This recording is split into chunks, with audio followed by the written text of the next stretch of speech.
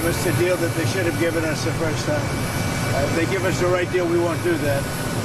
But, historically, they haven't done that. I will say they want to talk, but so far they do a lot of talking and no action.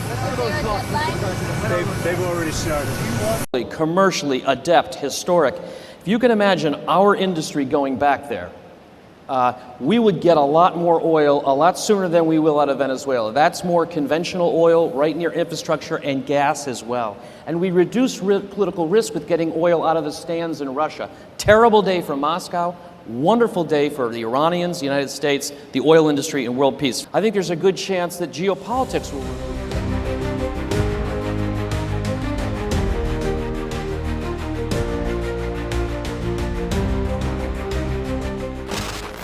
Beberapa hari terakhir, situasi Timur Tengah tiba-tiba memanas lagi. Bukan karena perang yang sudah terjadi, tapi karena sesuatu yang belum terjadi.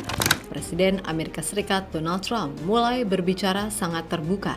Bukan lagi soal negosiasi nuklir, melainkan kemungkinan mengganti pemerintahan Iran.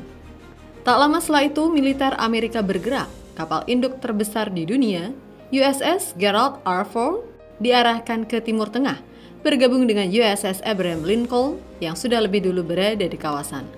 Dua armada kapal induk, level ini biasanya hanya muncul menjelang konflik besar. Namun di tengah meningkatnya tekanan militer itu, Iran justru melakukan sesuatu yang terlihat aneh. Iran meluncurkan sebuah satelit ke luar angkasa. Sekilas terlihat seperti proyek teknologi biasa, satelit komunikasi untuk siaran nasional. Tapi para analis militer mulai memperhatikan satu hal penting. Satelit tersebut ditempatkan di orbit yang bisa mengawasi wilayah luas secara permanen. Dan peluncurannya terjadi tepat saat armada Amerika mendekat. Artinya ini kemungkinan bukan kebetulan. Karena dalam perang modern, yang paling menentukan bukan lagi siapa yang punya bom terbesar, melainkan siapa yang bisa melihat lebih dulu. Di sini apakah satelit itu hanya untuk siaran televisi, atau sebenarnya bagian dari sesuatu yang jauh lebih besar?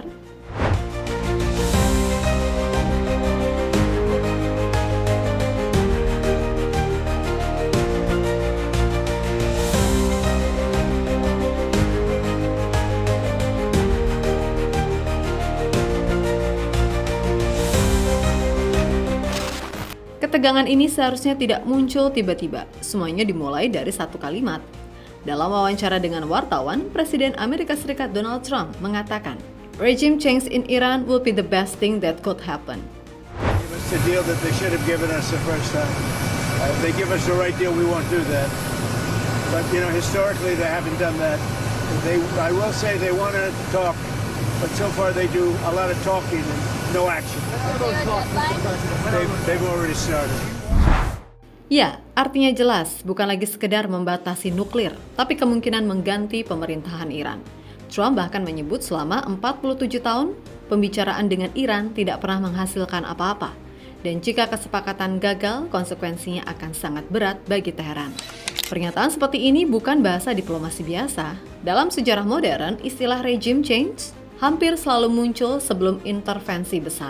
Irak 2003, Libya 2011, hingga upaya di Suriah. Dan kali ini Iran mulai disebut dalam nada yang sama. Beberapa jam setelah pernyataan tersebut, pergerakan militer Amerika langsung terlihat. Pentagon mengirim USS Gerald R. Ford, kapal induk terbesar di dunia, ke Timur Tengah. Kapal ini tidak datang sendirian. Ia akan bergabung dengan USS Abraham Lincoln yang sudah berada di kawasan. Dua carrier strike group sekaligus. Satu kapal induk saja biasanya cukup untuk operasi militer regional.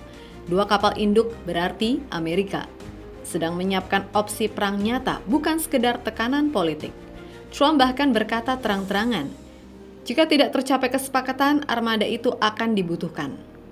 Well, in case we don't make a deal, we'll need it. If we don't have a deal, we'll need it. If we have a deal, we could cut it short. It'll be leaving very soon. We have one out there that just arrived. If we need it, we have it ready. A very big force. Ketegangan makin terasa ketika drone Iran ditembak oleh pasukan AS di dekat kapal perang. Kapal berbendera Amerika dicegat di Selat Hormuz.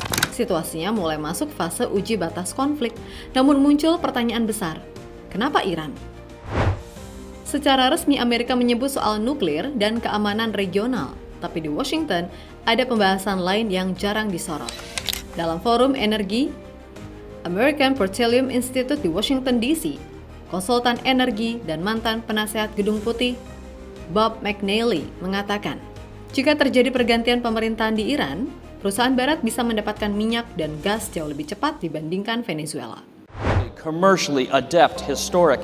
If you can imagine our industry going back there, we would get a lot more oil a lot sooner than we will out of Venezuela. That's more conventional oil right near infrastructure and gas as well. And we reduce political risk with getting oil out of the stands in Russia. Terrible day for Moscow, wonderful day for the Iranians, the United States, the oil industry, and world peace. I think there's a good chance that geopolitics will remove barriers. Ya, Iran memang memiliki salah satu cadangan energi terbesar di dunia, sekitar 160 miliar barel minyak terbukti. Masalahnya, sanksi membuat perusahaan barat tidak bisa masuk. Artinya, jika pemerintahan berubah, akses energi global ikut berubah. Bahkan sebagian analis energi menyebut Iran sebagai hadiah energi yang jauh lebih mudah dieksploitasi dibandingkan Venezuela yang infrastrukturnya rusak. Di titik ini konflik tidak lagi terlihat sekedar soal nuklir.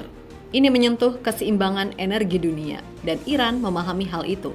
Karena beberapa hari kemudian Iran merespon bukan dengan rudal, melainkan dengan pesan politik ke dalam negeri.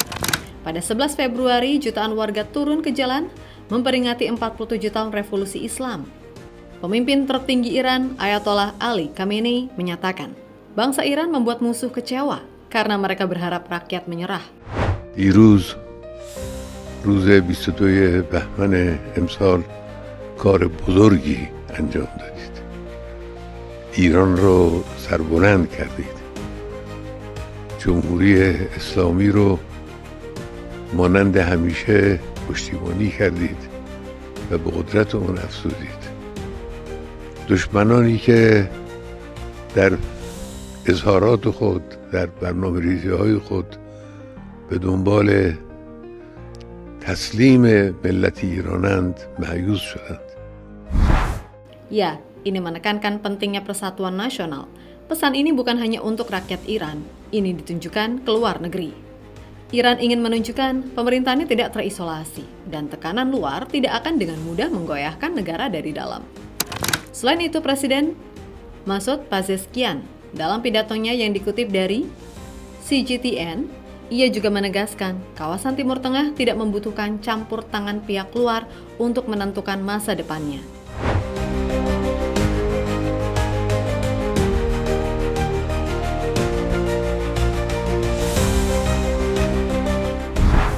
Artinya jelas, Amerika meningkatkan tekanan militer dan Iran memberikan sinyal bahwa mereka siap bertahan. Namun Iran tidak berhenti pada pidato dan demonstrasi. Beberapa hari setelah itu, mereka melakukan sesuatu yang jauh lebih strategis.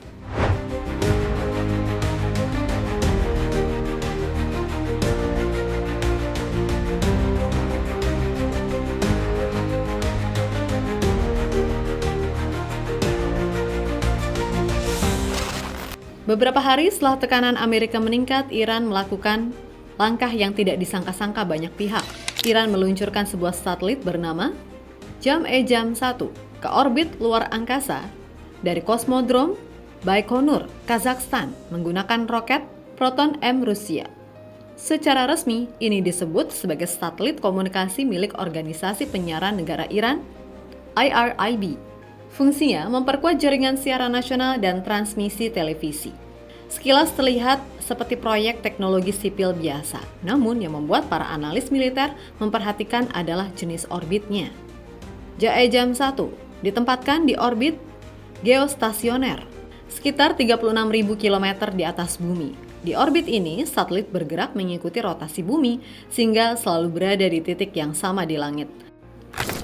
Artinya, satelit tersebut dapat memantau wilayah yang sama secara permanen 24 jam sehari. Kenapa ini penting?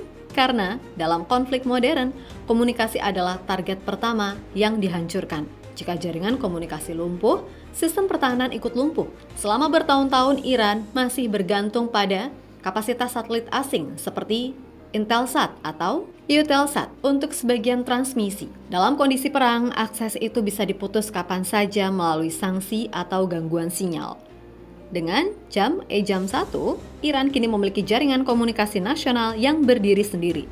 Lebih penting lagi, Iran tidak berhenti di situ. Badan Antariksa Iran mengumumkan mereka sedang menyiapkan satelit radar bernama Rad-1 dan Rad-2. Berbeda dengan satelit biasa, satelit radar tipe SAR tidak membutuhkan cahaya. Ia bisa melihat malam hari, menembus awan, bahkan mendeteksi objek logam di darat dan laut. Dalam bahasa sederhana, kapal perang dan kapal selam tidak bisa bersembunyi.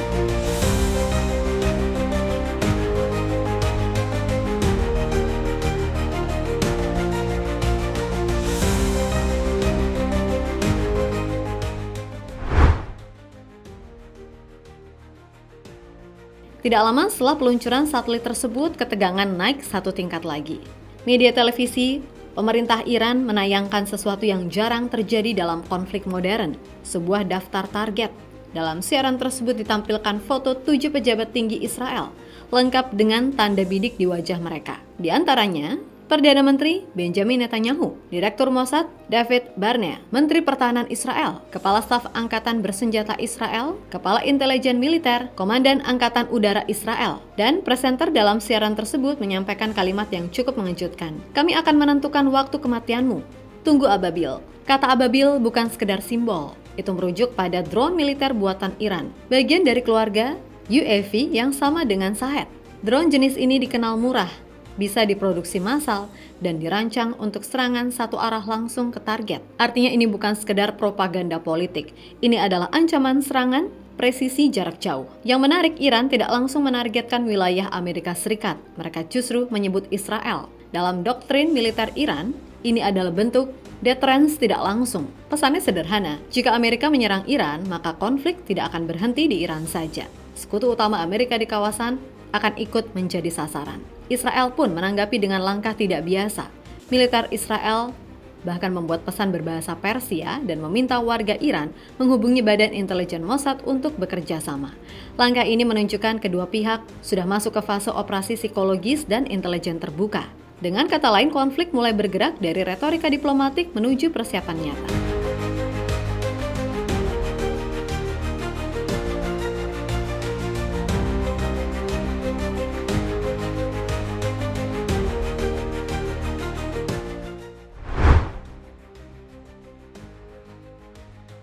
Disinilah bagian yang mulai diperhatikan para analis militer. Iran tahu mereka tidak mungkin menandingi Amerika secara langsung. Angkatan Laut AS memiliki 11 kapal induk dan armada global, sementara kekuatan laut Iran jauh lebih sedikit. Karena itu Iran tidak mencoba melawan dengan cara yang sama. Mereka memilih satu konsep perang asimetris, bukan mengalahkan Amerika dengan kekuatan lebih besar, tetapi dengan cara yang tidak terduga. Salah satu skenario yang kini banyak dibahas adalah penggunaan kapal kontainer sipil sebagai peluncur rudal tersembunyi. Dari luar, kapal tersebut terlihat seperti kapal dagang biasa yang setiap hari melintasi di Teluk Persia atau Selat Hormuz. Tidak ada radar militer yang langsung mencurigainya. Namun di dalam salah satu peti kemas tersembunyi sistem peluncur rudal. Konsep ini disebut Containerized Missile System. Begitu kapal berada dalam jarak tertentu, tutup kontainer terbuka dan rudal anti kapal diluncurkan secara tiba-tiba. Rudal tersebut dirancang terbang rendah di atas permukaan laut untuk menghindari radar. Target utamanya Carrier Strike Group Amerika. Kenapa kapal induk? Karena seluruh operasi militer AS di kawasan bergantung pada kapal induk. Jet tempur, pengawasan udara, hingga serangan presisi, semuanya berasal dari sana. Jika kapal induk terganggu atau rusak, kemampuan militer Amerika di wilayah itu langsung menurun drastis. Dan ancaman Iran tidak hanya satu metode. Doktrin mereka membayangkan serangan berlapis. Ratusan speedboat cepat menyerbu dari berbagai arah. Drone swarm mendekat dari udara. Rudal balistik menargetkan pangkalan udara. Kapal selam kecil menunggu di jalur sempit. Dan di tengah laut lintas dagang, kapal kontainer bisa tiba-tiba berubah menjadi peluncur rudal. Tujuannya bukan mengalahkan Amerika secara total. Tujuannya membuat perang menjadi terlalu mahal dan berisiko. Disinilah peluncuran satelit tadi menjadi penting. Satelit memberi kemampuan mendeteksi dan menentukan posisi target.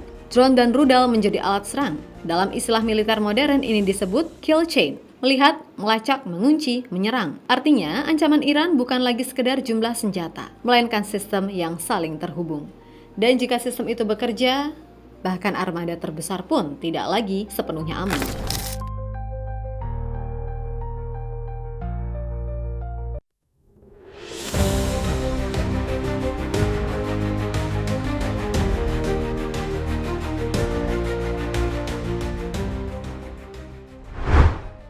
Ketegangan ini kini bukan lagi sekedar perang kata-kata. Amerika meningkatkan tekanan dan kekuatan militer. Iran tidak mundur, justru membangun cara baru untuk membalas. Satelit drone dan taktik tersembunyi menunjukkan konflik modern mulai berubah. Bukan lagi hanya soal siapa yang punya senjata paling besar, tapi siapa yang bisa melihat lebih dulu dan menyerang lebih cepat. Jadi mungkin yang paling ditakuti bukan Iran menyerang lebih dulu, melainkan Iran kini punya kemampuan untuk merespon.